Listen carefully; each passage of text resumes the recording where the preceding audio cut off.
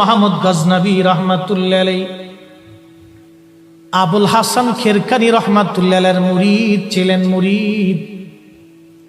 গজনীর সুলতান এত বড় জেনারেল ছিলেন, সোমনাথ মন্দির বিজয় করেছিলেন তিনি।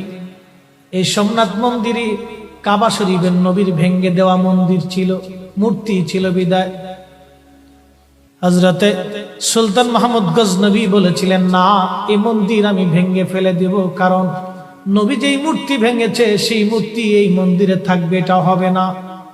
কত বড় আশিক রাসূল। ওনার জীবনের একটা ছোট্ট ঘটনা আপনাদেরকে শোনাই। একদিন তিনি প্রদীপ হাতে করে, স্বর্ণের প্রদীপ হাতে নিয়ে তিনি ঘুরতে বের হলেন।